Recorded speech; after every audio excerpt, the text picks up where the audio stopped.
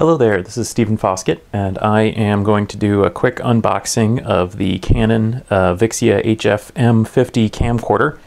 I'm doing this mainly for my own use so that I can test out the camcorder because you're actually seeing a recording on a second VIXIA that I bought for my Tech Field Day series. So let's just open this guy up quickly. It's an HD camcorder. This is basically the middle of Canon's consumer range, near the top. The reason that I picked this model is because it has the large 1/3 inch sensor that Canon uses in their Pro camcorders, or their prosumer line. But yet it's still fairly small and inexpensive. I bought this from B&H Photo for $435, I think.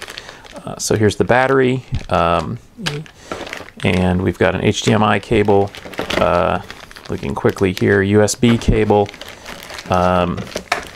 battery charging and eliminator cable. It does not come with a battery charger, interestingly enough, unless I missed something, which I was kind of disappointed by. And then it's got a stylus here. This is for the touchscreen on the camera. So let's just set all this over here. Just for scale, I actually included an American quarter and a British pound, so you can see just how small this thing was. This box is incredibly small. When I first opened up the other one, I was really surprised at how small this device was, but you can check this thing out. Very, very tiny. It really is incredibly small. It's lightweight. One thing I don't like, here, if you listen to that, it kind of makes a rattling sound inside. I'm really not sure why that is. I think it may have to do with the image stabilizer, but it doesn't inspire confidence. It's got a 3-inch touchscreen. It is not a capacitive touchscreen, so you have to push pretty hard, which is kind of disappointing. The features here, mainly the home button, which is actually the menu button, even though it says home on it. This switches between recording and playback mode.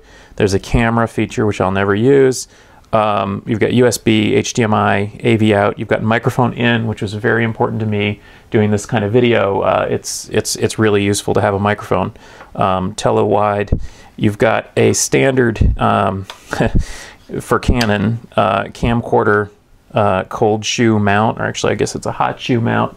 Here, I wish they would just use a real standard one. I actually had to buy a Pearstone adapter from B&H also so that I could use a standard video light on this guy. Power button, power in, battery, power on. You've got a, thankfully, really standard tripod mount here and a SD card slot. Now this is the model M50. There's also an M500 and an M52. The difference is that the M50 has 8 gigs of memory. It also has Wi-Fi built in. That's the main difference. The M52 is exactly the same as the M50, except it has 32 gigs of memory. The M500 is also very, very similar, except that it has no internal memory. You have to use an SD card, and it lacks the Wi-Fi. And considering that it was only $35 cheaper from B&H, I figured I'd go with the M50. It was a good kind of middle-of-the-road choice. Again, as I mentioned, the nice feature that this thing has, it's got Canon's CMOS Pro sensor, so it's a very large sensor. It does well in low light. It also has all optical Canon zoom lens, 10x instead of the ridiculous, 52x or whatever digital zoom that the lower end models have.